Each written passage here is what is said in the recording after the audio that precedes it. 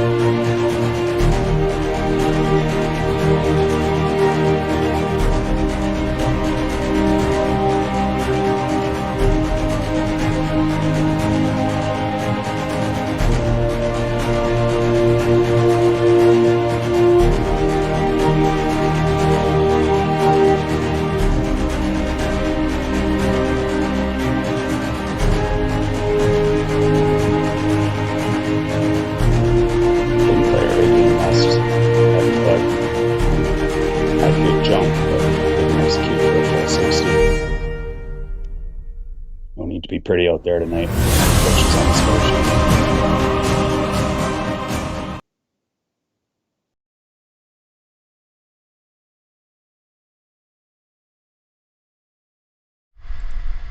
Game on! Game on! Welcome to episode 7 of Straight Off the Pipe. I'm your co-host Dash, aka Dash in the Park. And in the box next to me is my sidekick, whom likes to make up Oiler fairy tales about planting magic beans and having goalies grow into magic bean stalks. Ladies and gentlemen, Mike Dursa. Yeah. How you feeling tonight, buddy? Well, it's been a day since free agency frenzy got wrapped up for all of us in oil country here. And we all have had a day to reflect on what all transpired. Yesterday was an emotional day for everyone directly involved and for all of us fans. I think we all know we weren't good enough the last 2 seasons and change was inevitable. And change did in fact come in waves yesterday. The Oilers added Zach Hyman, Warren Foegele, who I hear drives a pickup truck, Cody Ceci, character guy, Cody Ceci, and towards the end of the day, Derek Ryan. So unfortunately we had to say goodbye to Ethan Bear first thing in the morning, to be added with Caleb Jones earlier, and Adam Larson, Jujhar Khaira out of the bottom 6 with most of the cast of characters that were in the bottom 6. So the change did come. I think one of the changes we've all been kind of hoping and wishing would come to fruition was a change in goal. I think we all kind of knew that Mike Smith was going to be back, but we were, I think, thinking that more would get done there, and obviously it hasn't happened yet. There's more time in the summer for something to go down there, but so far nothing has happened. So I guess it remains to be seen if anything will. I kind of think that there's more to go on there, but we shall see. I think when it comes to that, your season starts in October, so there's still some time left in the summer to get things done. And not sure there is, bud. Well, there's time. There isn't money. Well, you keep going back to the money, but a good GM needs to be able to create money. A good GM needs to be able to create cap space. Other GMs seem to be able to figure out how to do that. There is one way to do that, but I'm not sure the Edmonton Oilers will go this route. But you can send the guy down to the farm. You can clear cap space that way too.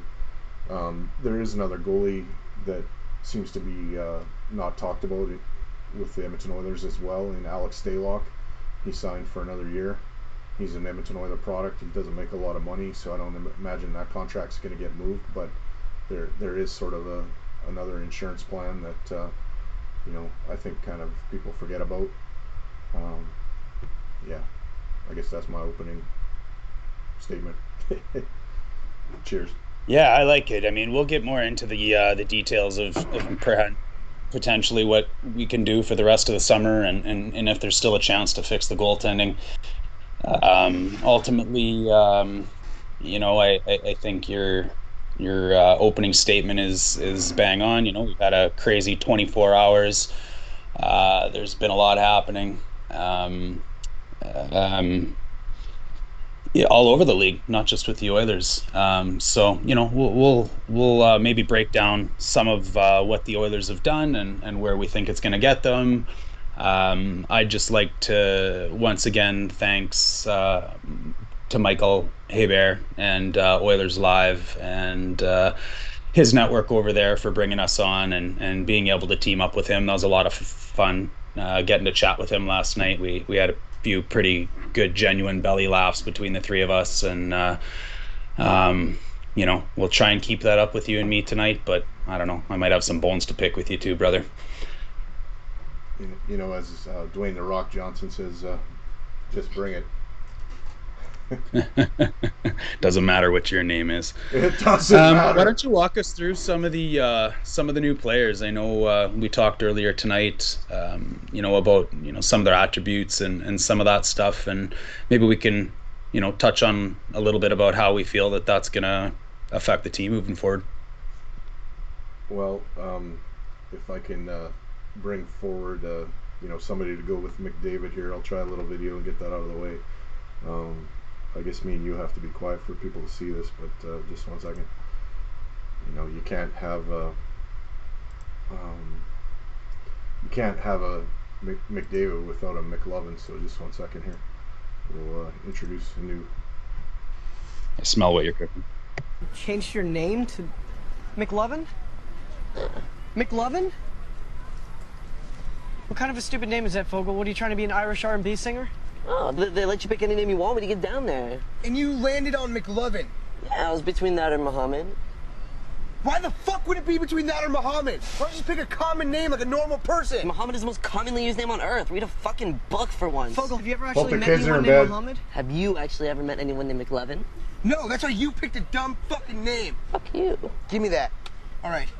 You look like a future pedophile in this picture, number one. Number two, it doesn't even have a first name. It just says McLovin. What? One name? One name? Who are you, Seal? Fogel, this ID says you're 25 years old. Why wouldn't you just put 21, man? Seth, listen up, ass face. Every day, hundreds of kids go into the liquor store with their fake IDs, and every single one says they're 21. How many 21-year-olds do you think there are in this town? It's called fucking strategy, all right? Let's stay calm, okay? Let's not lose our heads. It's a fine ID. It's gonna work. It's passable, okay? This isn't terrible. I mean, it's up to you, Fogel. This guy's either gonna think, here's another kid with a fake ID, or here's McLovin, the 25-year-old Hawaiian organ donor. Okay? So what's it gonna be? I am McLovin.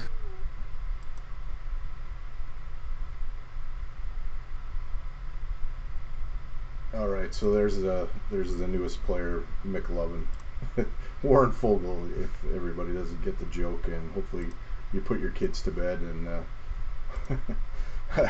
they didn't hear that because we got a little bit rambunctious there, but I'll pull up this kind of Wikipedia's Warren Fogel. Just 1 second here.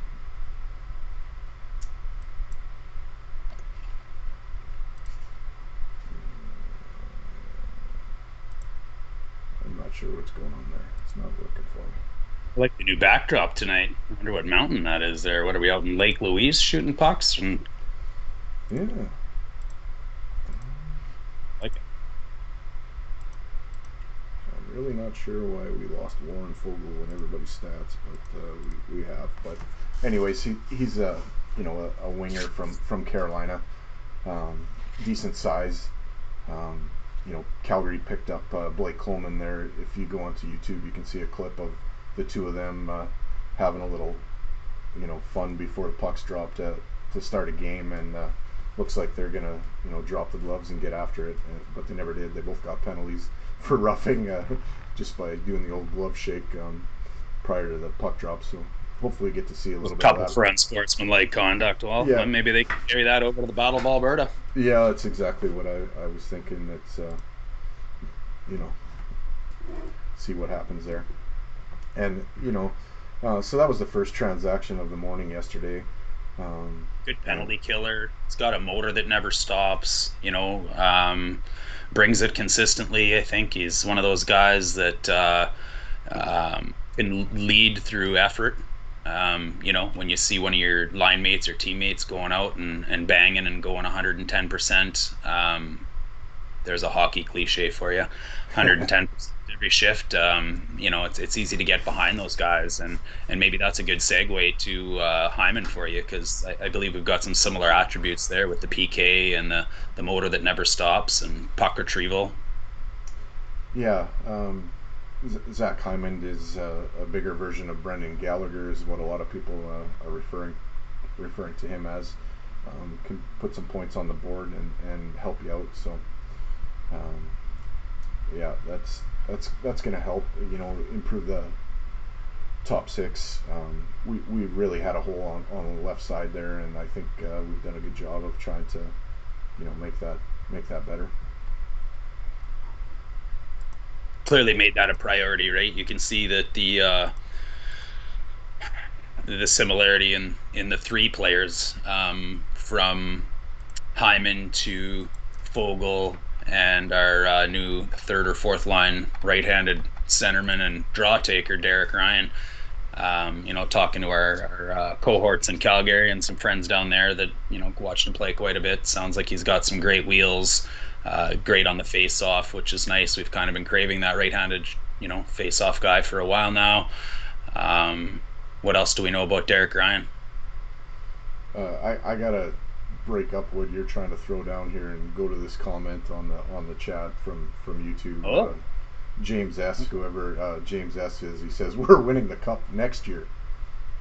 So I don't know what he knows that I don't, but I think the goaltending still needs to get better before that actually happens. So maybe he's got some insider information on improvement to the goaltending. Does James S. mean this year or next year? Well, yeah, he says next year, so I'm assuming that's next season. But well, this season is the next season, and next season is next year. I don't know. He can clarify, I'm sure, and we can get into that. I don't think the way we're sitting right now, we can win a cup in this upcoming season. We just didn't win a game in the entire playoffs with this goaltending and defensive core, and our defense just got worse. And our goaltending, you could argue, is the same, but I would argue it's not the same. I would argue it's worse, because Smith's season is going to get exponentially harder this year. Bigger competition, longer flights, longer hotel stays, more back-to-backs, condensed schedule because of the Olympics. He's 40 now. I just think we're taking a step back in defense and goaltending, and cups are won on the backs of defense and goaltending. So James says 21-22, and yeah, that's this upcoming year. So I would love for James to look into his crystal ball and tell me who the goaltender is that's hoisting the cup in that video at the end of the year. Because if it's in his manifestation, Mike Smith or Mikko Koskinen or Alex Stalock, I think he's dreaming. Although I do appreciate you listening. I'm going to argue your defensive being weaker. Stance there. I think our left side is actually better. I think our right side took a little bit of a step back. But I think all in all, that's pretty much status quo. Our goaltending is basically the same as what it was last year. But I don't think there's any arguing that our forwards have improved quite a bit. Yeah, but dude, you look at so Nurse and Barrie are the first pairing. That doesn't change from last year. So that's the same. Right now, Russell and Bouchard are our third pairing, and that's different than last year because we had Cuckoo and Kulikov and some bigger veterans there. So I would argue that Bush being still green, that's a less experienced third pairing. Now Bush might have more skill than a Cuckoo and a Kulikov, but at the end of the day, I don't think you're getting much better on that third pairing with Russell and Bouchard as it sits right now than we were with those guys there last year. So really, we're just isolating that second pairing, and our second pairing went from Adam Larson and Kulikov to Barry and Ceci, and not Barry and Ceci, Keith and Ceci, and I would argue that second pairing is considerably worse than what we had last year, Durs. So when your first pairing's the same, your third pairing's the same, and your second pairing's worse, your defense doesn't get better, brother. I think our left side is a lot stronger than what it was. Yeah, I keep saying left side, but at the end of the day, that's one guy on the left side that, I don't know. I don't think Keith was any better than our second pairing left side defenseman last year. So maybe not. You said in last night's pod that we got bigger. I'd argue that too. I'm not sure that we did get bigger on the back end. You said that Keith's bigger than Bear. That's fine. He's an inch taller, and he actually weighs 10 pounds less. So I'd call that a wash, to be honest. 3'2", and Kulikov was 6'1", 200, and CC is 6'2", 210, and Keith is 6'1", 190. So I would say we got small. You've gained 5 inches on the left side if you're comparing Ethan, or if you're comparing Bear to Duncan Keith. You've gained 5 inches of size there. You're bigger. Bear to Keith, he's 1 inch taller, 6'1", 6 foot. Okay, I heard today that Ethan Bear is 5'8". 5'11" on the site, but 5'11", 190, or 5'11", 200, and Keith is at 6'1", 190. Then I'm gonna bring up the one guy's on skates and one guy isn't. Well, that's fine. You can fall back on that realistically, but yeah, I don't know, man. I don't think our defense is better, and I don't think it's bigger, and I think it's a more of a high chances defense now. Like we talked about last night, when you go from having guys like Kulikov and Larson and Bear who had good defensive stats to the guys we have now, like Barry and Keith and Bouchard and Lagesson and whatever. We are considerably giving up a lot more pucks than we used to. Last night I said nine as our defense sits now, 90 takeaways and 224 giveaways. So almost everything you look at is declining as far as our defense goes, comparatively from last year to this. And you know what I think about all that? All right, James is back in. If Koskinen isn't played 12 games in a row, Koskinen will reestablish his role as a number one guy. Koskinen's never been a number one guy, James. He's been a 1B or he's been a 2A. Koskinen has never been a guy that can sit there in the number one role and thrive.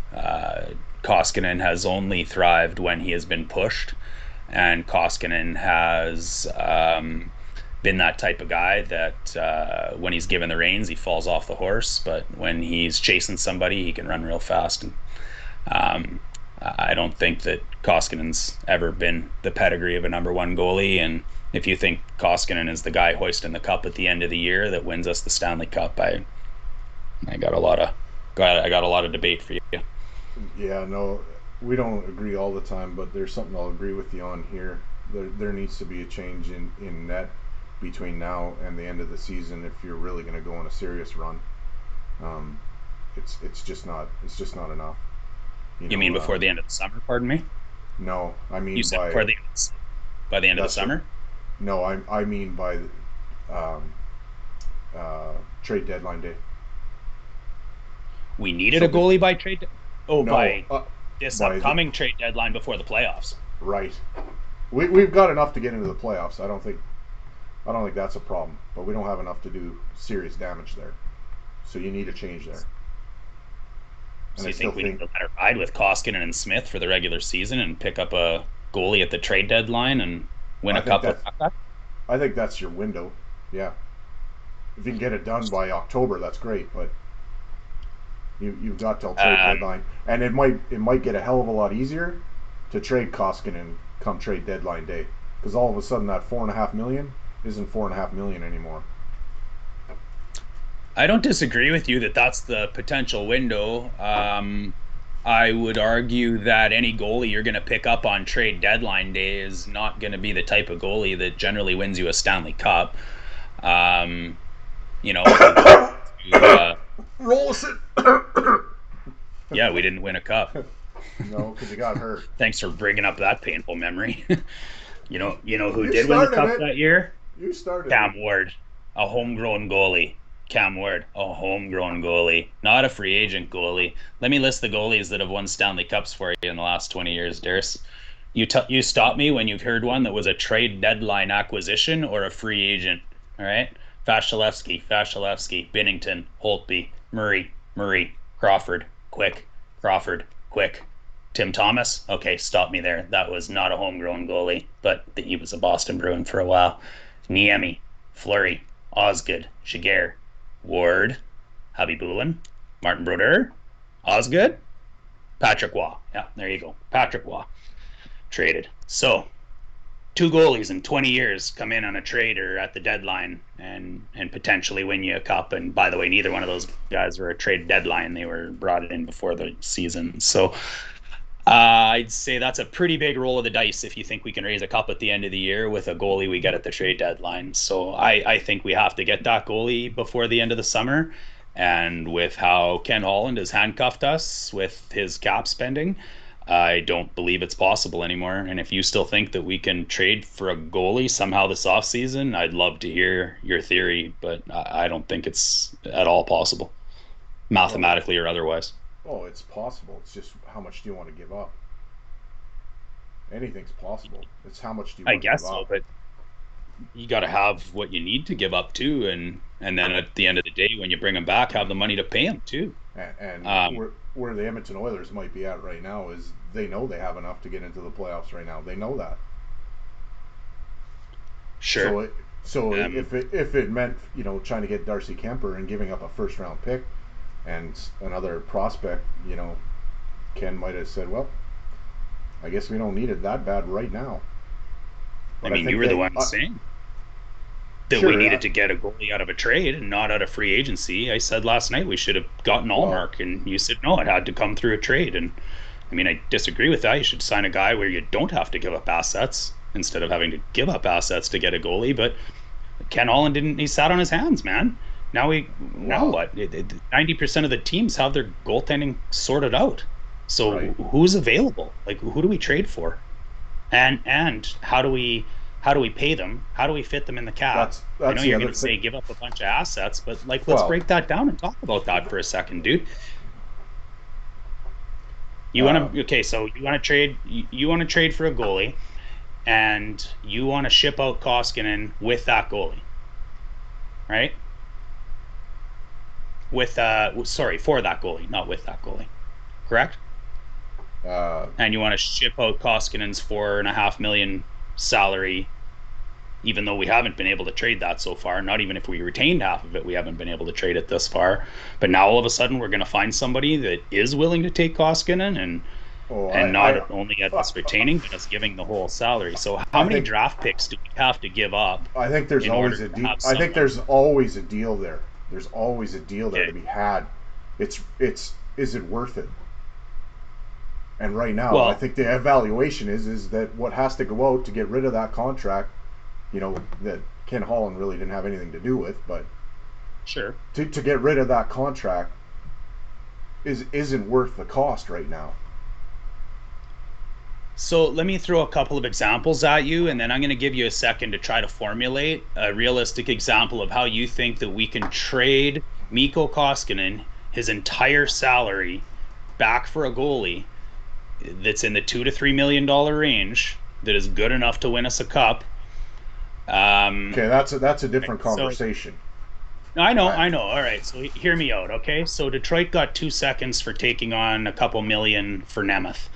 The Sharks picked up a fourth and a fifth for picking up a couple million on Janmark. Okay. Carolina got a first for Marlowe the year before for picking a first and a seventh for picking up 6.25 in cap space.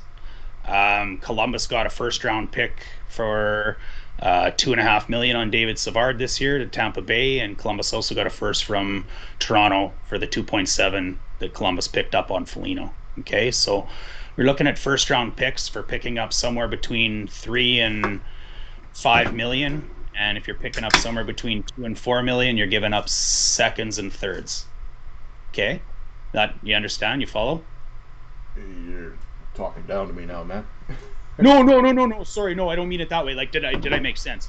Sorry, no. Certainly if you're gonna deal Mikko right now, and you're gonna not have to retain, it's gonna cost big time. So that deal right now probably doesn't make any goddamn sense. Because so you'd agree. That's probably why it hasn't happened. I agree. So now we've got somebody that's going to take on 4 million and plug up their goaltending position, which is a whole nother story. So you take on 4 million, that's going to be 2 seconds, a first and a third, a first and a fifth, right? First, a fourth, and something like that, right? So we look at our picks that are available next year. Well, Mr. Holland froze up our second and third round picks with the Keith deal because those are conditionals. So guess what, dude? We can't move them. The fourth is already gone for when we tried to get Kulikov, or when we got Kulikov. There's a good point that's been brought up here on the chat, Mike. It's that it doesn't help that Mikko has a 15-team no-trade clause that handicaps it already. I completely agree. So I think like what you were trying to tell me last night is that we're going to trade Koskinen. We're going to trade his $4 million. We're going to bring back a goalie that costs 2 or 3. So that's going to be cap savings of 2 or 3 million. Right. But what kind of magical concoction of there's him, other assets. There's him having to pass his no trade clause, give permission for one of the actual 15 teams that has a goalie or that Holland could actually trade with. Yeah. That team actually has to want his contract, have room for his contract. That goalie has to somehow make 2 or 3 million, and they have to be good enough to bring back. Like, I agree with that texter, because that's a combination that you might as well put unicorn on the back of his jersey when you get that goalie, Durst, because he doesn't exist. I don't know how you make that trade. 1.2 million in cap space right now. So you want to trade off all of Mikko's 4.5, that gives you 5.7 in cap space. You want to bring back a $2 or $3 million goalie, so that leaves you 3.7 or 3 million left in cap space, and you've got to sign Yamamoto, Foegele, and Benson. Yamo made 1.2, Foegele made 2.4, Benson made 800K. That's 4.4 million just to re-sign them at the same price, and they're all going to get raises. Guess now we've got 3 million left to sign guess where key that players money guess where that money comes from. Where? Somebody's expired contract that you're trying to get rid of. Mikko Koskinen. I don't follow you. Mikko's contract is gone at the end of the season. Yeah. Right. There's your $4.5 million. How does that help us this year in this offseason to get a goalie this offseason? It doesn't. It helps you re-sign the players that you don't have signed. So basically we have, like, are you agreeing with me? We don't have an option really to bring in a goalie that can help us right now.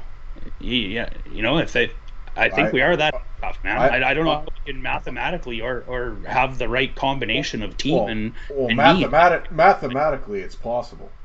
It's how much do you want to lose in making that deal. And right now it doesn't make sense, and that's why it hasn't happened. All we have left is a first, a fifth, and a sixth next year, and it would take all of them. You can send futures like down the road. You can always do that, but is that something you want to do? Sure. Is that something you want to? Is that something you want to do? I think they realize that they have enough right now to be a playoff team, and come trade deadline day, then if they decide, like, goalies are, who knows? Like, I know. You know, It just hasn't happened in 20 years, man. What Well, you know, I just yeah, right. So let's not go watch any games because there's no chance. Like anything it's can not happen in. sad. Well, no, that's what I'm saying because anything can happen in sports. That's the beauty of it, right? Yeah, yeah, You don't know. yeah. No, I I get mean that. I mean, every guys can write off our defense core and say they're terrible. You don't know until the pucks drop.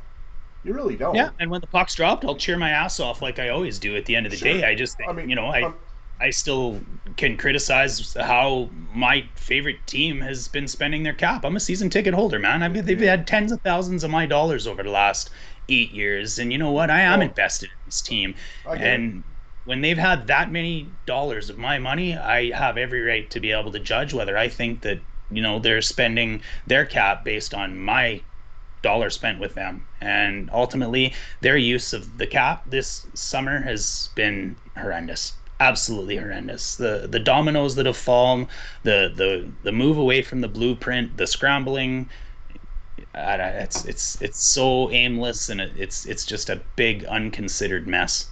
We're in the football hurry up offense now. That's what it is. Yeah, That's what it is. We're trying to accelerate the timeline. They I didn't bring agree. they didn't bring in Keith for 8 years. They brought him in for 2. You know, Yep. and they think it's going to help. Whether it will or it won't, that remains to be seen. I mean, everybody can write him off. I'm not willing to go there. I know the type of player he was, and I think he was overused in Chicago for what they had. Having doubt writing someone off are two different things, and I can have doubt that we have not put as good of a decor out there. I can have doubt that this goaltending tandem will not be as good as next year based on eye test assumption and everything else. It doesn't I mean think, I'm not going to cheer for the team, and it doesn't mean that I'm not yeah, going to. oh yeah, no, I think So we're going to get more of the same with our goaltending, and to me, that okay, we're going to make the playoffs, but then what? But then what? And the but then what really needs to start being more than that. We're getting late in the day, so there needs to be an improvement there. I think it yeah. can happen. I think it can happen, but now you know, I don't think it happens now until trade deadline day. I really don't. I hope Yeah, I I'm didn't wrong. expect to see that tonight. I I can see that. I hope I'm wrong. I hope I'm wrong, because I think that's an area that needs to improve. Oh, I know it is. So you're right, I, because then I at think least we got a goalie going into the playoffs that isn't one of these two. I don't want to pin everything that happened against Winnipeg on Mike Smith, No, but nor but should you. I think the guy played his ass off, and it wasn't enough. Yeah, yeah. He So I gave his mean, best, and he still lost and didn't even win a game. yeah, if you're part of that team, I think you look at that, and Carey Price carried a Montreal team, right all the way to the end, and he carried them Yeah, like he fucking dragged them there. Let's be honest. yeah. Uh, so, but maybe you don't need that from your goaltending. Maybe you just need good, steady goaltending, and if you have the depth throughout your lineup, you'll get there too. You know, Oh yeah, I'm not going to argue with that. I gave you my list of 20 goaltenders. like Niem, Osgood, those like guys weren't. Crawford in no, his early years, those guys weren't amazing goaltenders that carried or dragged their team anywhere. They were sufficient enough because they had a deep team, and I think our forward group is vastly improved. I think yeah, you look at the motor on guys like Derek Ryan and Hyman and Warren Fogle versus Cahoon and yeah. whoever else, Haas, and it's night and day. And those are good possession guys. Those are guys that retrieve pucks and keep pucks, and so I hope that our vastly improved offense just never gives the puck away, but I don't think that's realistic either. Haas, we'll never forget the dangles and all that fun stuff. But yeah, I'm excited to watch Warren Fogle. I got to be honest, I didn't see a lot of what he did in Carolina, but I've been watching some clips, and I'm impressed with the way the guy can shoot the puck. He's got a wicked little snapshot on him, and he's almost like Ryan Smith, likes to go to the net, and he's good in tight. And yeah, I'm excited to watch him. He'll bring a physicality with a little bit more size, almost like an Archibald, but in a bigger version. So when he hits, it's going to do more damage. Archibald really has to get a good run for that hit to really have an impact. Fogel's got the size where he doesn't have to have a 30-foot run at you to do some damage. So, and honestly, he's got a little bit of a nasty side to him, and I think that's kind of missing from this team. There's not, for a lot of years, there hasn't been a lot of bite to some of our players. And he brings that, and I think people will like what they see from that guy. It's sad to see Ethan Bear go, and we're probably going to watch a guy have a pretty long and good career in the NHL. But the last 2 years we weren't good enough, so we had to make change. And you can't say that didn't happen. There's been a lot of change. Glenn Sather used to say on teams that were winning the Stanley Cup, you have to change at least 15% of your lineup. We weren't winning Stanley Cups, and we weren't changing much, and the results kind of stayed the same. There's been change. There's been change here, and I don't know. What do you think is what do you think of this season coming up? And I guess the other point here that somebody brought up on the chat is I see that too. Klefbom's LTIR money. So Klefbom's got 4 and a bit in LTIR, and we got 1.2 million in cap space. So as we sit right now, we got about 6.5 to spend. With 6.5 to spend, we've got to re-sign Yamo, which is going to be about a $2 million contract. We've got Fogel to sign, that's going to be about a $3 million contract, and we've got Benson, that's going to be at least $1 million. So you're looking at $6 million right there that we just have to re-sign players that we have already given up assets for or have. So that cap space, as well as paying those guys, goes away real fast. Not to mention, Ken Holland has said that he wants to bring in another left-handed defenseman. So, hearing rumors that they could just circle the wagons back on Cuckoo again or something like that, right? But that's still going to cost you $1 million and $1.5 million. So now you go pay those 3 guys $6.5 million. You pay Cuckoo $1.5 million. That's $7 million, and you've got 5 in cap space.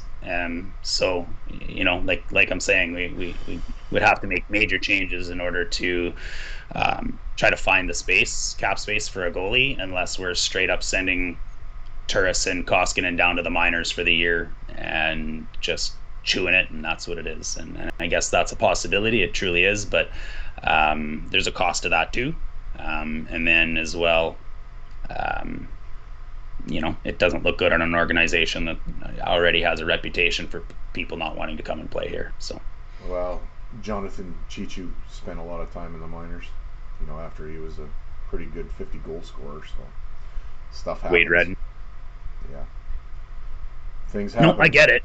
A lot of pros don't even report; they just shut her down. But people want to go play in San Jose and live on the California beaches, man. People don't want to come and live in freezing cold Edmonton. So when you treat guys like Sheldon Surrey, and if you do something like this and send these guys down to the minors, you think that's going to attract more free agents, James? It's not, man. And we're very handcuffed. The dominoes and the way they have fallen I'll stand at the top of my roof and yell it when this happened with Keith, and it immediately triggered all of this, because I knew that, wow, we got 25 million, we just spent 5.5 of it on something we didn't need, and that now has caused Larson to leave. Larson leaving causes us to knee-jerk on Barry. Barry coming back causes us to knee-jerk trade Bear. Bear leaving causes us to knee-jerk sign Ceci. And now we've got a defense crew where Nurse can play 25 minutes a night, Barry can play 20, and nobody else can play 16. Are we going to roll 7D? Maybe. We should have done that last year. Bouchard would have got time.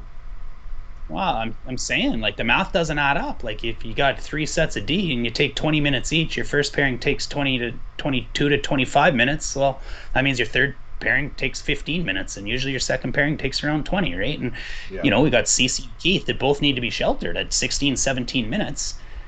We got Bouchard, who needs to be sheltered likely a little bit. He'll jump up because of power play time. Russell plays his typical 14, 16. The math doesn't add up, man. We can't force Nurse to play 28 minutes a game or 30 minutes a game, or we're extending him. And if we push Barrie to 26 minutes a game, we're extending him. And if we take any of those guys that in my eyes are third pairing defensemen and try to force them into more minutes, we're doing exactly what we did with Justin Schultz. And you put guys into places that they can't succeed. And, Well, you're overextending guys, and then your goalie doesn't trust them. And when your goalie doesn't trust them, your goalie cheats. And when your goalie cheats, he gets scored on. It's just one thing that isn't going to scary, man. happen is Evan Bouchard is not going to be asked to be a number one pairing defenseman next year like Justin Schultz was way too early. That's not going to happen. Yeah. No, I agree. And my comparison isn't that a rookie's getting put in a first role. My comparison is that defensemen that should not be in a role are put into a role. I want to think like there was a little bit of a learning curve that went on with Tyson Barrie last year. I think, for 3/4 of last season, the regular season, he was a defensive liability. I won't sugarcoat it. We all know it. Offensive dynamo, but One-on-one, a little scary. Leak chances big time, and if it wasn't for the Clydesdale Nurse covering his ass, it would have been a hell of a lot worse. Nurse can play with him because Nurse can cover him up. Nurse can gallop all night. Like, the guy doesn't get tired. He played 63 minutes in the triple overtime game, and he was a +1. I'd argue he's one of the best skating defensemen in the NHL. I got all sorts of time for Doc, man. Yeah, and so I don't, you worry about it, but I think there was a learning curve for Barrie, because I do think in the playoffs he was better. The points didn't, they weren't there, but neither was the defensive brain farts. He wasn't like so loose defensively. He was better. And so I hope there was a learning curve there, and I hope that carries on to the season. I hope he doesn't look and say, I've got to put up 80 points this season or it's a failure. We'll take 40, but don't be so loose defensively that you're giving up breakaway after breakaway.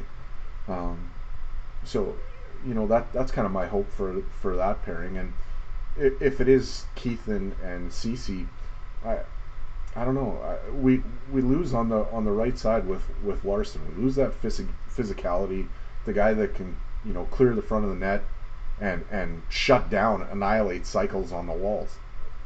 We lose that big time. Yeah, I think I don't know enough about CC.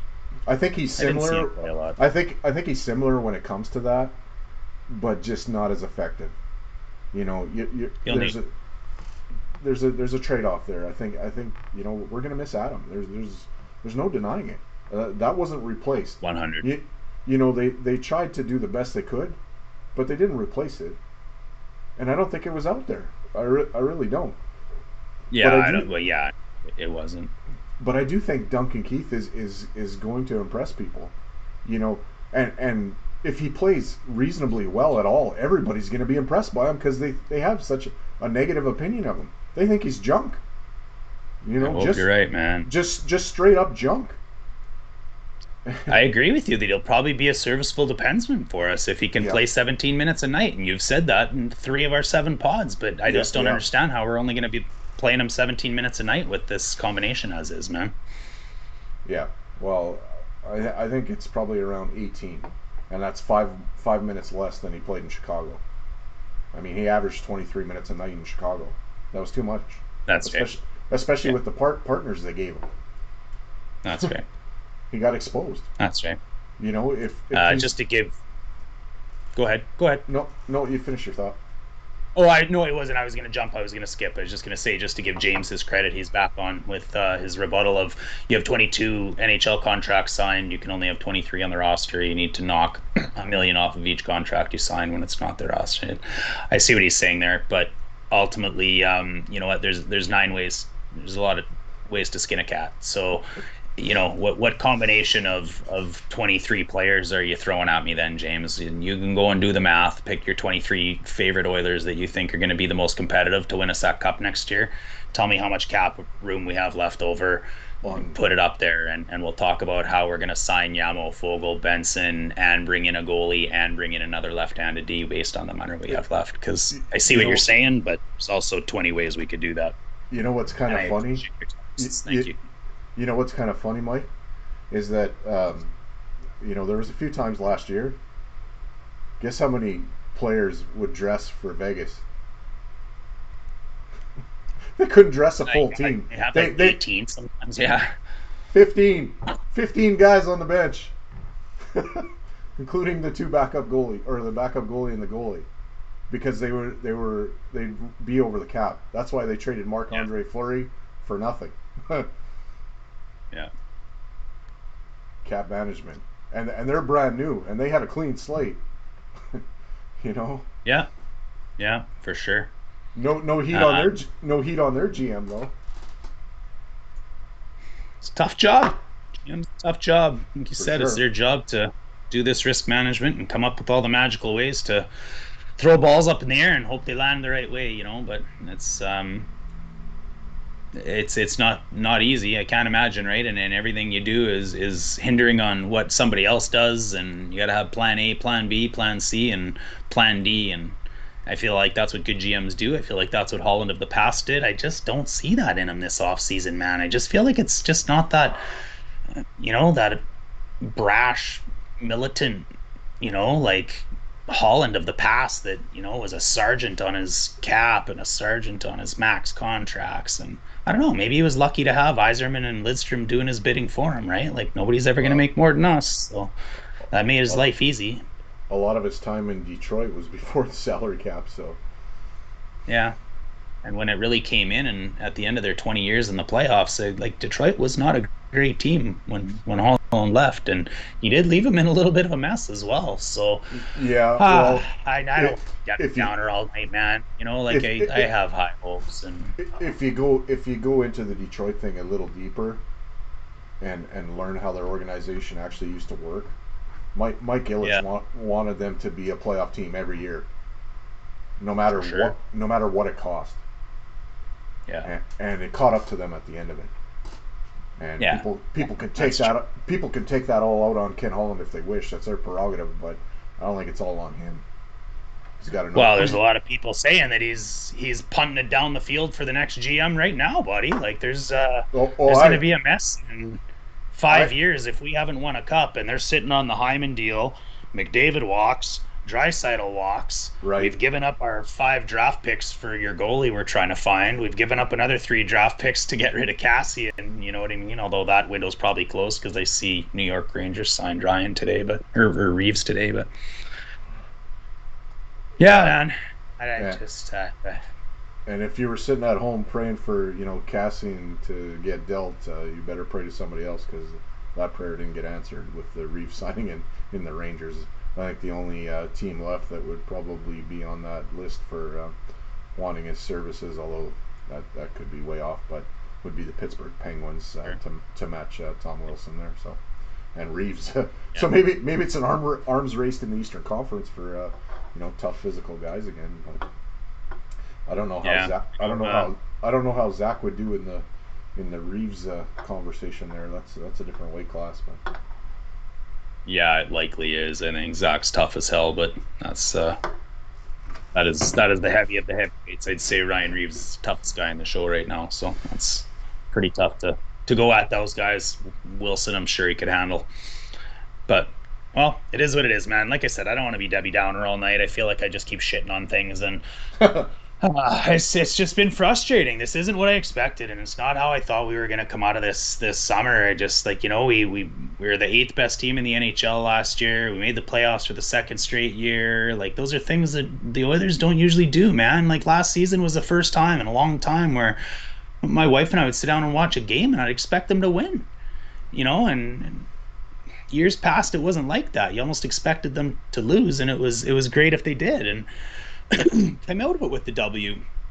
To have all that cap space to be able to put polish on what we'd built on last year was such a promising, intriguing exercise that I know our forward group is significantly better, but I just feel like we didn't make the right steps in the right places. So I don't know. That's maybe all I'm going to say about that for tonight, and we can move on to other things if you want. I know I've got some texts from some listeners that maybe you want to respond to, because I think I'm running out of breath. But I'll just touch unless on there's one, anything else.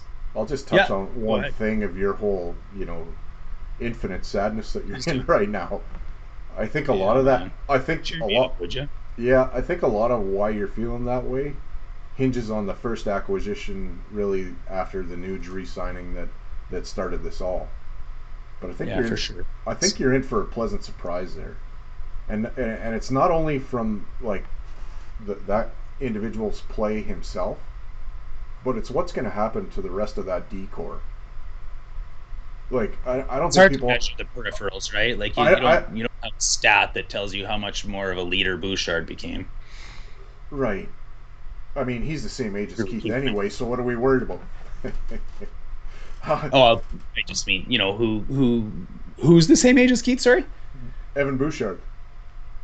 Oh, that was an awesome joke. I can't believe I let that slip over my head. That's all Sorry. right. That's all right. It's probably Exactly. better you didn't catch Yeah, it right off the bat. But what Sitting I in their rocking chairs, rubbing Absorbing Junior and watching Matlock together, that's fine. But one can still mentor the other one. And I see what you're saying, right? Like well, Keith is gonna, say things and do things that we'll never know, and that's not measurable. And I'm just a schmo in my chair right now, bitching about it. So you I get it. You know the guy I think it's going to help the most is the guy ahead of him, that one spot ahead of him. Nurse, yeah, that's a good point. Yeah. Because Nurse has to be the next Keith, right? Like, does Nurse not have to be our Keith or our Seabrook, maybe? You know what I mean? Or Brent Burns. Yeah, sure. I guess I was just looking back to the Chicago comparison, right? Like, I'll never forget that Brent Seabrook rolling over to the penalty box to calm Jonathan Taves down, right? Like, there's the captain of your team losing his shit at the penalty box, and Brent Seabrook has to come over and calm you down, right? So, like, that's where Nurse needs to be. That's probably what Keith is now, and I get all that. You make good points there. I can't argue with you. Well, people wanted him to be the next Chris Pronger, but that's a pretty tall, a lofty place to be. But if he can be another Brent Burns, if he can be another Brent Burns kind of type, I mean, you could play him left wing like Burns played forward and D for a while. You could probably put Nurse on left wing, but you know what? Like if he can be that type of player, that booming shot, steady force, and can do anything you ask him to do on the ice, yeah, I'll take that. I'll take that for 8 more years, please. Yeah, sign it tomorrow. Yeah. Yeah. Yeah, I'm in that canoe with you too, man. For sure. But I hear it's only going to be 4. Oh, is that right? What do you think it's coming in at an ABV then if he gets 4 years? I mean, you look at Heiskanen getting north of 8, you get Dougie and Seth north of 9, or 9 and north of 9. So what does that bring Nurse in? He's in that same Norris conversation. I think 7.5. Well, I think because it's 4, you get more, and it's 9. I think it's in the 8 to 9 range myself. Yeah, if it's only 4 years, then you gotta, have that higher ABV. So maybe it's 9.5. If it's only 4, if Seth Jones gets 9.5 over 8, then that shrinks that down considerably. Interesting. Yeah, I'd love Nurse for 8 more years at 7. Nurse might have a higher ceiling when it's all said and done than Seth Jones, and that's lofty praise. But I don't think he's there yet. Oh no, I think he might be there, man. I think they're both Norris candidates and right around the same spot on the ballot. I think maybe Seth is more proven because he's done it for a while, but really, like Seth Jones has hole, and I love the guy. I'd love to have him here, but he's got some holes in his game where I think like Darnell Nurse does a lot of things for you. Like he can kill penalties, power play, he's tough, he can fight, he can, he's a good leader, he's energetic, he's gritty, he's can skate. That's tough to replace. Yeah, I just think Seth had an off year last year, and everybody has recency bias. Yeah, that's fair. I don't judge anybody on the pandemic, and I like Seth Jones. I got a lot of time for him for sure. I think we probably ran out of time to do a segment tonight, but if you want to take on a couple of texts, I'll read them to you. Yeah, you can fire away whatever you got. It doesn't matter. We can do whatever we want. We got people watching, so. All right, man. I got this one from Stefan and Stetler. I was a little worried going into bed the last few nights, but tonight I can go to bed knowing we're a better team right now than we have been since we were so close in '06. And we still have the Clefbaum factor to play with come training camp. I am very optimistic with the upcoming season. Good job, Ken Holland, and really great job, Mike and Mike. I listen to all the shows, and you boys have a great thing going. What do you think of that? Is that your cousin or your brother? Neither, man. What, he's agreeing with you? Nah, he's liking our show. Oh, so the only people that like our shows are my cousin and my brother? That's probably true. He thinks Holland's done a good job, and he thinks it's the closest thing we've had to a cup since '06, and that we've still got some wiggle room. So I think it's hard to deny there's been a lot of change, but until you drop the puck, you're really not going to know, really how guys are going to come together, if they're going to gel, if it's all going to work. It's a lot of change. So sometimes a lot of change can be, take some time to come together. So maybe they come out 10-2 out of the gate, or maybe they come out 2-10. It's really hard to say until they get out there. I think there's been some work done to bolster the forward group for sure, and there's been some changes on the back end. I mean, specifically on the defensive end, obviously the goaltending front hasn't changed at all. So yeah, I honestly I kind of feel like from the red line back is pretty similar. We, I think, took a step back with the CC Larson kind of exchange there, but Barry was here. Yeah. Barry was here last year. Barry's here this year, so that hasn't changed. Ethan Bear was pretty much a regular, everyday NHLer on the back end, and now he's part of the Carolina Hurricanes. And Evan Bouchard sat in the press box, most of the season, and now he's, unless something else changes, going to be an everyday NHLer, just about. I think Chris Russell has been that utility guy the last year. But I mean, he stepped into the playoffs and then didn't really miss a beat, and I don't know how many games he sat, like 18, 16 games or something like that, and then he gets plunked into the last game of the season and did all right. So yeah, I'd like to see him as the utility guy again, that 7 spot, but maybe that isn't the way it goes. Maybe he is an everyday guy again next year, and I like him in that 7 spot just because he can play both sides, and he's a bit of a Swiss Army knife for us there, right? Yeah. So, yeah, I agree with you, man. We let the puck drop and see how it goes. I got another one here from Jeff in Calgary that basically says, no goalie, no cup, we're screwed. Well, yeah. We've talked about that. I tried to kind of look at this positively before we got on the air tonight too, and there's some goalies floating out there, dude, and maybe we can pull this off somehow. I don't know how, but Holtby joins a crowded Dallas, tandem there with Bishop and Khudobin. Bishop's making north of 5, Khudobin's 3.3, Holtby's brought in at 2, but yet Jim Nill, the GM of Dallas, is talking about Braden Holtby bringing them back to life. So does that mean the Bishop stays on LTIR? Does that mean they've got a trade coming? Does that mean, I don't know how that works, but ultimately right now Dallas is $1.5 million over the cap. So I can't see them taking on a Koskinen type of contract, no matter how many draft picks we give them, whether we get a Holtby or a Khudobin or whatever. I thought that maybe Georgiev in New York could be an option, given that he's asked for a trade. He makes $2.5 million. That's right in that wheelhouse you're talking about with bringing in a guy that's $2 to $3 million.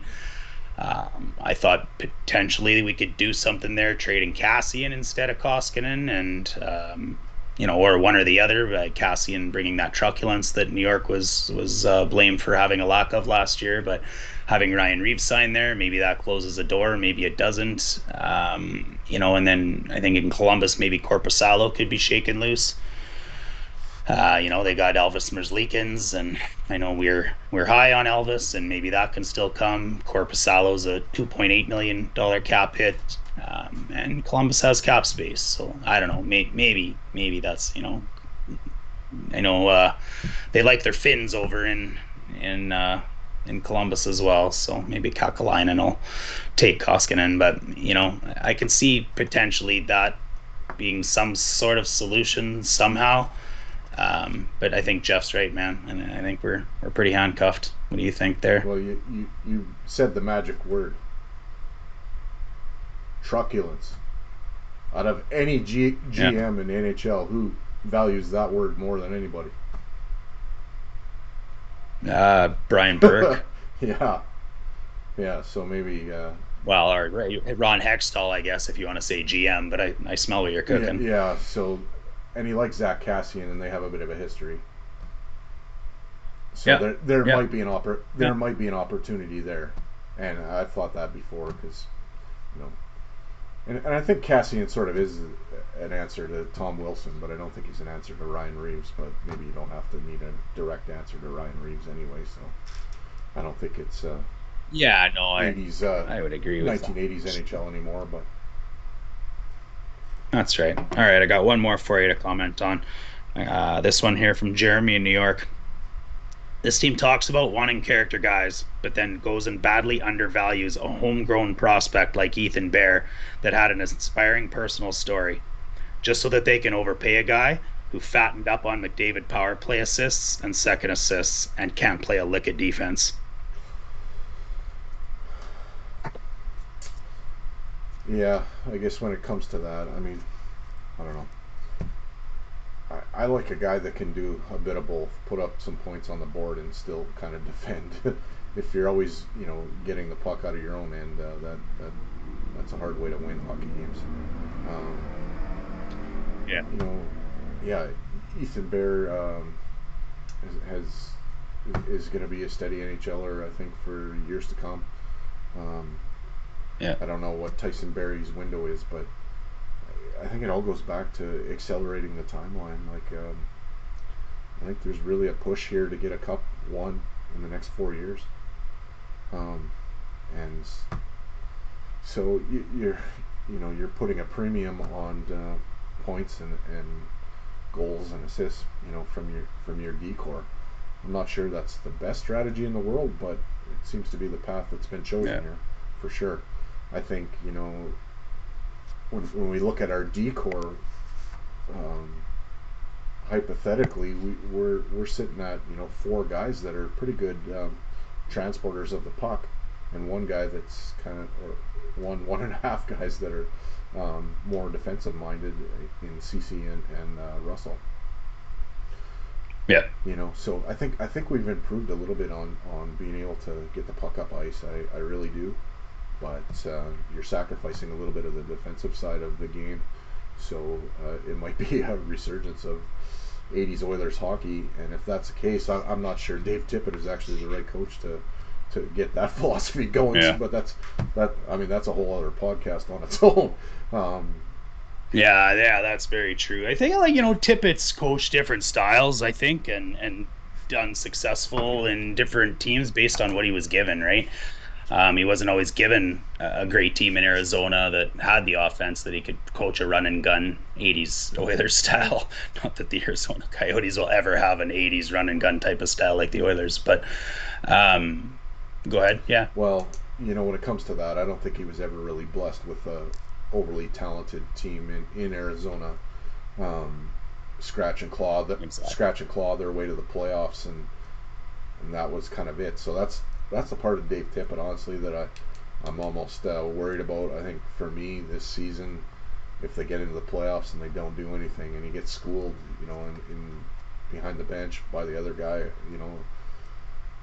you've got the ultimate assassins in McDavid and Draisaitl, and you got to find ways to win games. I mean, we can talk all we want. Exactly. We can talk all we want about the depth that we had when we were going up against Winnipeg.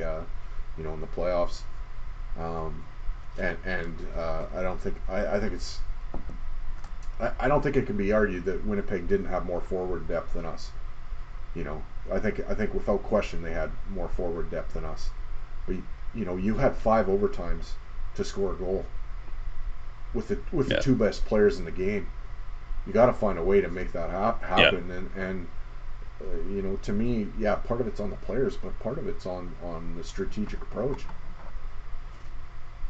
Yeah, for sure. And I mean, you've said it in past podcasts where, you know, that 4-game series was enough minutes to be a 6-game series when you look at 3 overtimes and a triple overtime, right? So there was enough time there. It wasn't just 4 games that Tippett had to try to find a way to get the 2 best players in the world to score, man. Like, he had 6 games worth of minutes to try to find them space. And we can sit here and be homers and bitch about the refs all we want. That McDavid didn't draw a call for 4 games or the last 8 playoff games if you go back to the Chicago series the year before as well. But, you know, I'll touch on a couple things you said there. One being the defense being able to be better puck movers this year. And you know, that, you know, Bouchard taking a step forward, Keith being a decent puck mover, Barrie being an excellent one. You know, Lagesson can hold his own. I think he's got a decent first pass. So, you know, that I would hope that lends to a linear correlation towards the possession numbers that Warren Foegele will improve for us, and Hyman will improve for us, and Derek Ryan will improve for us, right? So if we got 3 dogs on a bone up front now that help possession, and then we've got, you know, a better possession and better first pass team, hopefully Tippett can find a way to make that work. You know, you talk about 80s run and gun, and maybe that's what it is, and maybe it's a bit of that, but I don't know if you go as far as the Toronto Maple Leafs and never dump the puck in ever again for the rest of your life, because I think, like, obviously coaches find a way to get around that too, right? Which is a perfect segue to really what the second point of yours is that I wanted to touch on, and that is Tippett's coaching. And, you know, we talked about his past in Arizona, but like just the recent history looks a little bleak. I didn't love his playoffs this year, to be honest. Like, he had a couple timeout issues. I think he made a couple decisions on matchups that really made me scratch my head. And going back to the Chicago series, I mean, just flat out, that team was nowhere close to as good as us, and we couldn't get anything going against that Hawks team, right? So I think he got outcoached in the last 2 playoffs, to be honest, and so that scares me a little bit as well. Well, you know, for me, my biggest takeaway, you're going back to the Chicago, play-in series or whatever the hell you want to call it. To me, it's still the playoffs, but fuck that anyway. Yeah. To me, the biggest thing in the record books, it says they made the playoffs. Yeah, so that's what it matters. Yeah, to me, the biggest takeaway from that Hawks series was Chicago schooled us on key draws. And how many fucking pucks did they tip in the net in that series? Yeah, that was to me, sure. That was the difference in that series, was losing key draws and them, you know, being in spots to tip pucks in the net. Yeah. You know what I like about having Derek Ryan up front too is in taking those draws as a right-handed center is, you know, right as we were last year and the year before, Leon Draisaitl was our most highly relied upon face-off guy, right? Yeah. So when you have an important defensive zone draw and your best option is still to go and send Leon out there, he's spending 30 seconds trying to get out of his end, right? So you're taking offensive potential away from Leon, where now you can send a confident Derek Ryan out for, you know, or take that draw, and even if he goes and takes the draw with McDavid and Puljujarvi and then hops off the ice quick while Leon hops on, at least he's catching for the rush. Yeah. And, you know, like you said about Nurse doesn't get tired, well, we could probably sit here and argue that McDavid and Draisaitl don't get very tired either. So, you know, he can take 30 seconds off of that shift. I think that's a key point that might potentially be overlooked by a lot of people that are, you know, I don't say there's people underestimating Derek Ryan, but that might underestimate the value that he could bring. And then just tying that back to Jeremy from New York's comment to, you know, character, I do see his irony in that comment, man. You can't hang your hat on we're bringing in Duncan Keith because of all the intangibles and all the character and all of the greatness of that comes with that, and then go and turn around and trade a guy like Barrie who's got a great personal story. He does have a lot of character for a guy like Barrie who's kind of been known as a bit of a selfish defensive liability, right? So I do see the irony in his comment. Yeah, I mean, I don't know. This whole thing is kind of interesting running in an NHL organization, because if you take our, you know, buddy Jason Strudwick's approach, you only draft and develop. But as an NHL GM, I think, sometimes you get told what to do, and I think what's happening right now is people realize there's pressure on this, organization to get it done, because we have, a generational talent, and the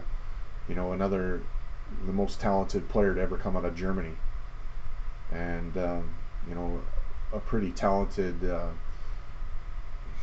athlete that comes from a wonderfully talented family in Darnell Nurse.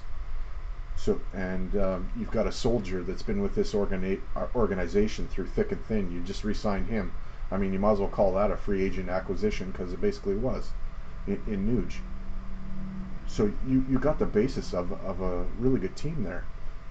I still believe that this team is capable of winning a Stanley Cup, but to me, the biggest roadblock getting in the way right now isn't Duncan Keith. It's what's in between the pipes. And Oh yeah, 100, dude. I can't agree with you anymore. And we've talked about this till we're blue in the face about Keith. And I said again, it's not about the player. It's not about Duncan Keith. It's not about his VO2. It's just about that cap spend. I just thought that it wasn't a great use of cap management. But we were talking about Tippett's coaching and how this team is going to be built around Tippett. And we've got our good friend Michael Hebert, who's texted in and said that this team is built for Tippett's style and of coaching, and we'll see that if his style is what gets us over the bumps. So that's a really good point made by our buddy there, because I think Tippett had a lot of influence in the players that have been brought in. I think you mentioned on a prior podcast about that Bear may have lost that trust, right? And there was a few key incidences, whether it was Bear's giveaway in the playoffs or whether it was Caleb Jones's stretch passes that were often intercepted, that Tippett just didn't trust anymore, right? He'd made that decision. He wasn't going to trust those guys. And Barry, you've said, is the type of guy. Joaquin Gage has said, like, Duncan Keith is the type of guy that you want in front of you, right? Those are the guys that you rely on, and Tippett's going to love that type of experience in front of his goalie, and that's who you want out on the ice. If you're Dave Tippett, when you've the game's on the line, you want 10 years of experience, not 2 years of experience. So great point by Michael there as well. I think that's key. I got to disagree with him. I don't think Tippett's ever, I know he hasn't. He's never had the talent that he has right now. He's never had that. So do you know what to do with it? Do you know how to do you know how to unleash the the fastest guy to ever play in the game? Do you really fully know how to unleash that? Or is there anything you can do? Do you even coach that? Does he just do his magic and that's that, and you coach the other guys on the team? I don't know. Yep. Yeah, for sure. Well, I'll let him answer you on that one there. He's also thrown in hey boys, what about the Perry and Tampa Bay signing? So maybe we could go back to throw in our segment if you want to play some What the Frack. But what the frack do you think of Corey Perry in Tampa Bay? Yeah, I don't know. The last 2 seasons, Perry's made it to the Stanley Cup final. He's been a bridesmaid, so maybe he's the new Patrick Maroon. Maybe is Maroon looking for a contract? Is he signed up anywhere? Because I don't think so. You're seeing Patrick Maroon's the bride and Perry's the bridesmaid every year. Yeah. Like Maroon had to go to St. Louis to get his cup, and then he went to Tampa to get his cup. So wherever Maroon goes, the cup seems to go. But Tampa Bay signs Maroon, then Perry's in the right place, I guess. I know he walked away from money to go to Tampa Bay. Apparently, he had offers of closer to 1.5 and 2 million. So walked away from money to take a 2-year, $2 million deal with the Lightning. So Michael Hebert said it on our podcast last night that why didn't the Oilers just go hard and go and try and get a guy like that, or like Getzlaf, or something that has that proven grit, proven experience instead. But anyways, Perry's an interesting transaction for sure. He's one of those guys you love to hate. Yeah. Kessler, Perry, all those guys. And you know what? If it doesn't go well for Perry, he could be available come March. that's a guy that if it's kind of not going that great, could be put up on the trade block in at the deadline, and it could be an acquisition that you pick up just to get that asshole on your lineup. Yeah. Getzlav at what was it, $4.5 million in Anaheim. I think that's too steep. I probably would have went as high as 3, on a 2-year deal or something like that. That would have been probably perfect, but at 4. Yeah, I was surprised he got as much as he did, to be honest. At 4.5, that's too much. Well, yeah. So there might be other pieces you could pry out of Anaheim.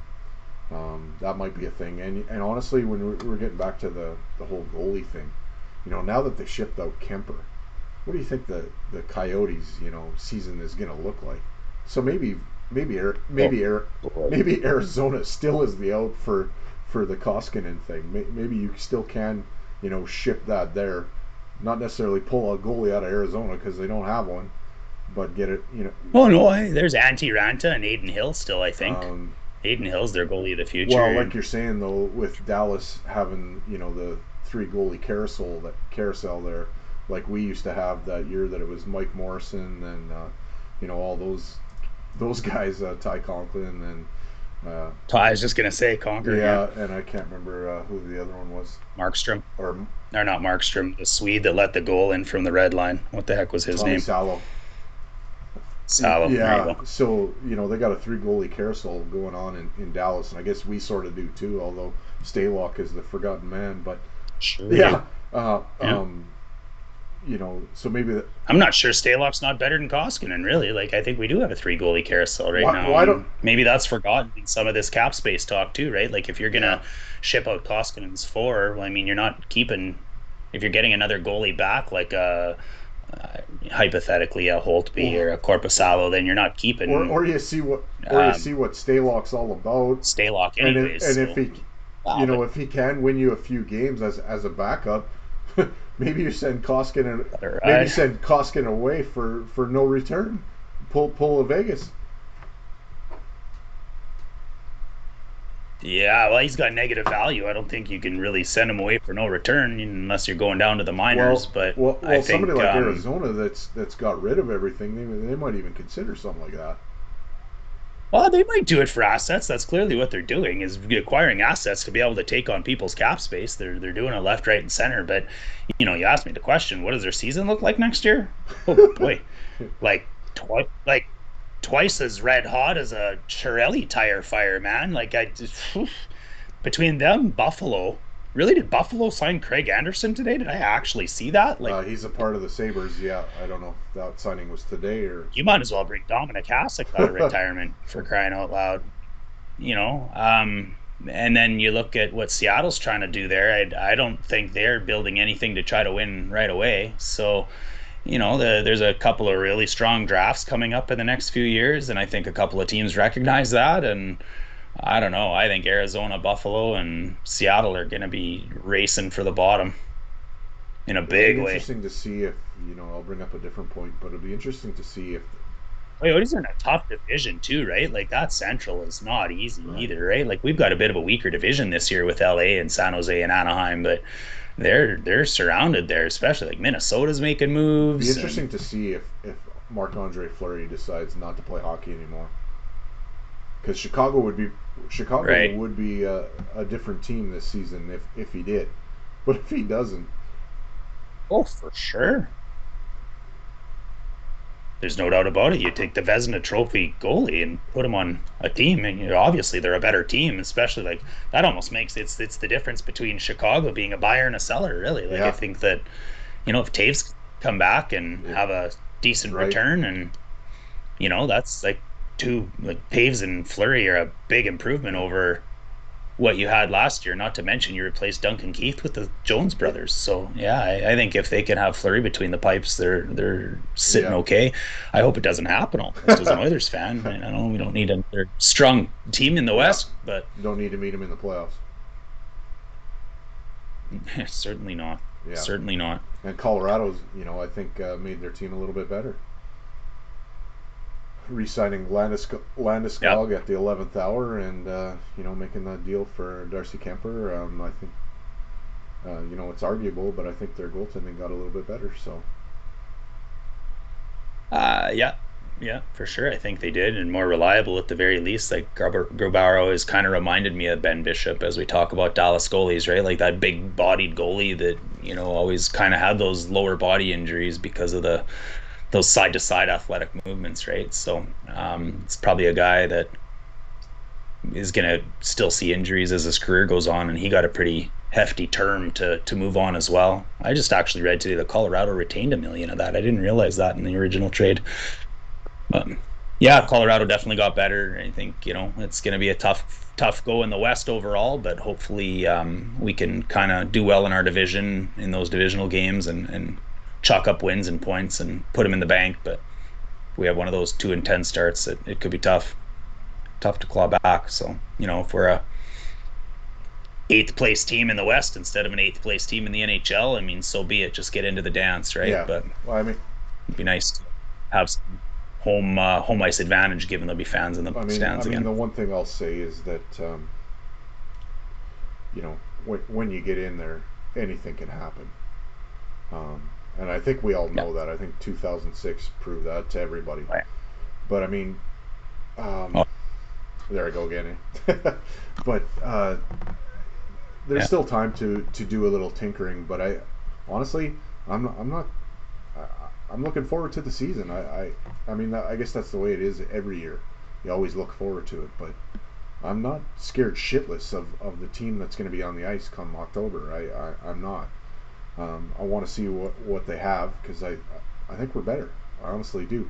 I think those changes up front are really going to help. And you brought up kind of a good point, and I didn't even really think of it. I mean, if you have forwards that are a little bit more responsible, then it can make what's perceived to be a little bit of a weaker defense better. If they're coming back to get that first pass and get out of their end and helping out, digging and being on the walls and punishing players and all that kind of stuff, it makes defending easier. If the defensemen are kind of left on an island and they're on their own, that's tougher. That can challenge Norris Trophy winners. So the additions of Zach. Yeah, our Corsi for percentage should be better. Our possession should be better. I kind of liken it to that first run that the Knights did, right? When they had like 3 lines that were just coming at you in waves, right? They just forecheck and come, and they never give up the puck. And you look back at that team, and I mean, Nate Schmidt and a younger Shea Theodore, and those guys weren't, like, Alex Martinez wasn't there yet. They didn't have the defense that they did, and they made it to Cup final 2 straight years, right? But it was all about that possession game, and I think the Leafs tried that this year and refused to dump it in, and then just got beat up, and it didn't matter, right? So you still got to have the right chemistry and the right combo to make it work. But yeah, I do see some little bit of positivity in that, for sure, to say that it'd be a lot more fun to watch an Oilers game too. They get the puck the whole time. Yeah, or being the other end of the ice. And I guess the one thing I'll say is that the team that starts the season on October 5th, 6th. I don't know what the exact date is yet. I haven't really looked. I get emails about power packs, but the team that starts the season in October probably is not going to be the team that you're watching in April. There's probably going to be some changes that happen during the course of a season. That's kind of that's kind of the nature of the beast, right? So yeah, no, you're right, because like injuries happen, obviously, right? And not all LTIR, different things start to open not up, only that, but you start to evaluate that team on a daily basis, right? And you start to address areas of concern. That's kind of the way it goes. It's not very often we're on, I guess, unless you're Tampa Bay the last couple of years, but it's not very often on October 6th who's going to win the Cup. And I don't even think that that was true this year. I mean, a $19 million bonus added to your lineup. Oh, certainly help, but you don't win back-to-back cups in the NHL very often, and you certainly don't do it after what was deemed as the hardest cup to win ever in 19. Yeah. Right? That bubble cup in Edmonton was one of the hardest to get through. So, and I guess the only other you don't do it back to back very often. So I didn't expect Tampa to I got win. one other thing I wanted to say to you, and this is going back to like probably about the 20-minute mark of tonight, but you touched on a briefly kind of like a point about, you know, this last season being at home, you know, not as taxing of a season and all that. The one thing I'll say to that is it was condensed. They were playing more games in a week than they're used to.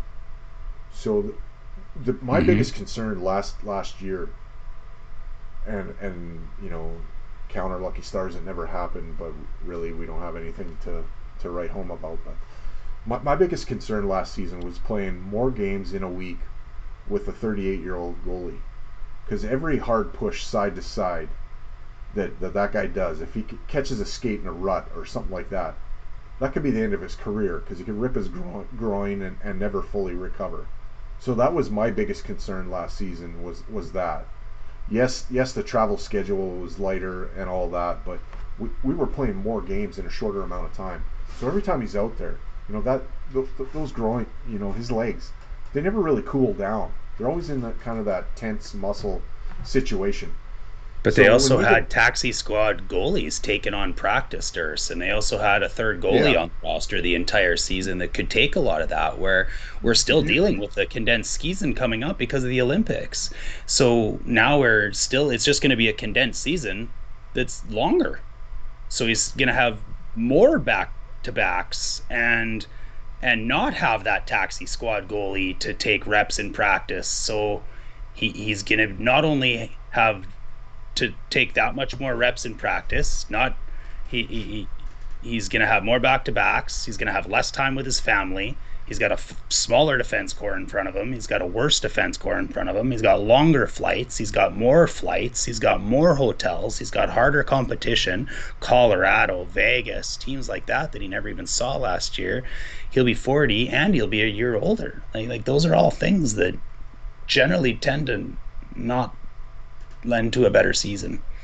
I think we've got to recognize that the team that came out of the Western Conference last year was the Montreal Canadiens. As funny as that is to say, so we can brag up Vegas and Colorado all we want, but Montreal got through that.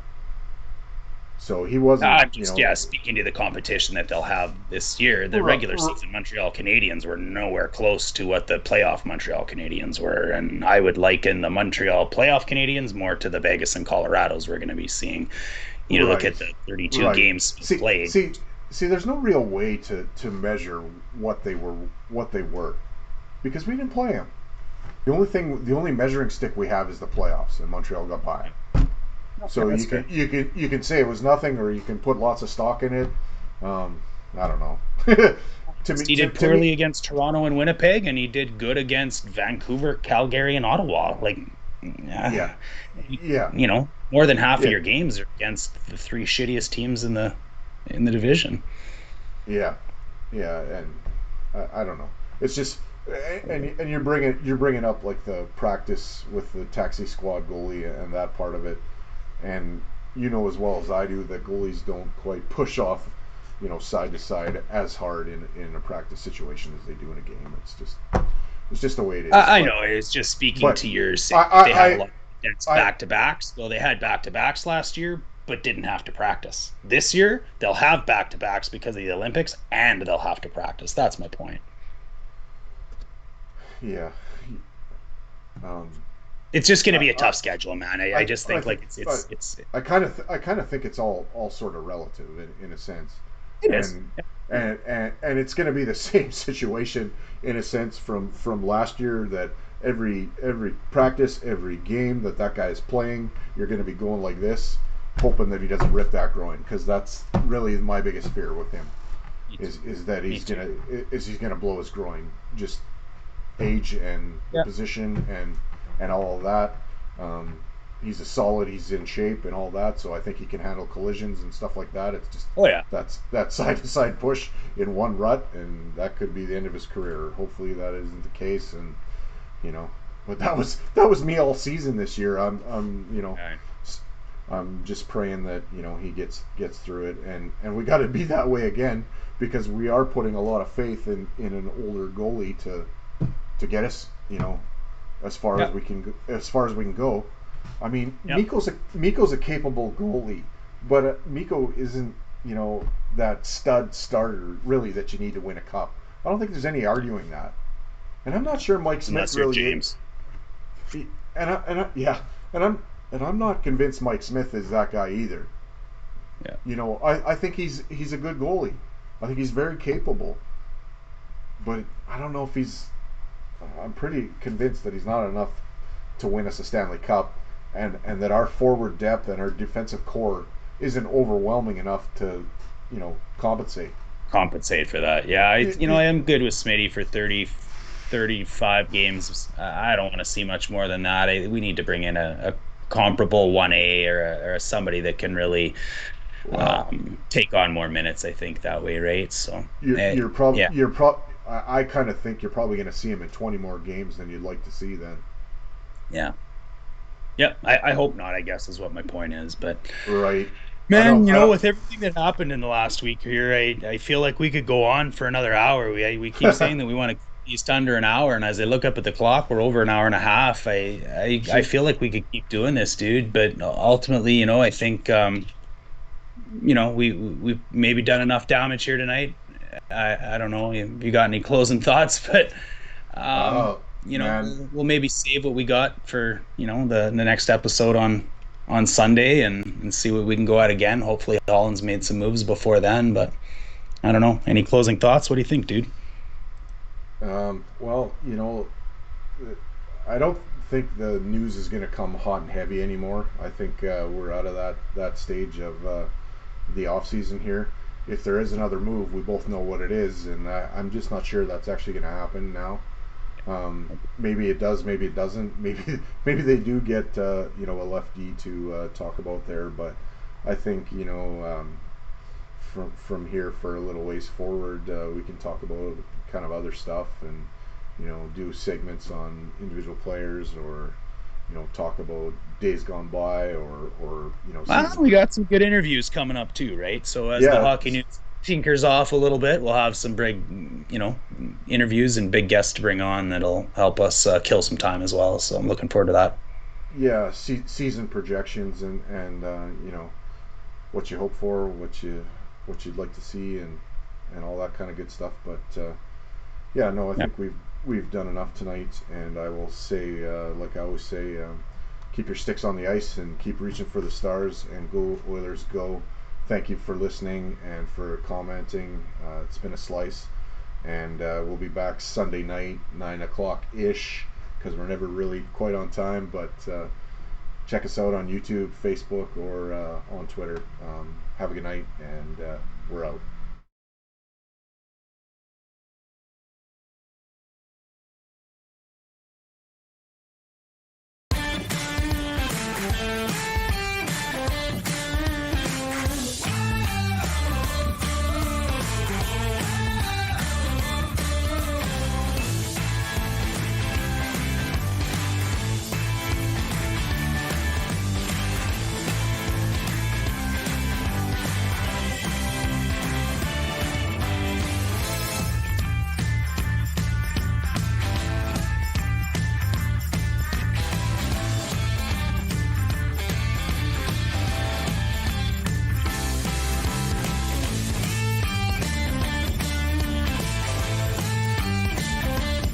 Game out there tonight, bud.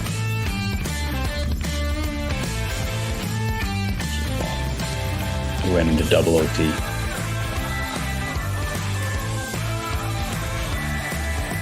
There's Scott and Nerf.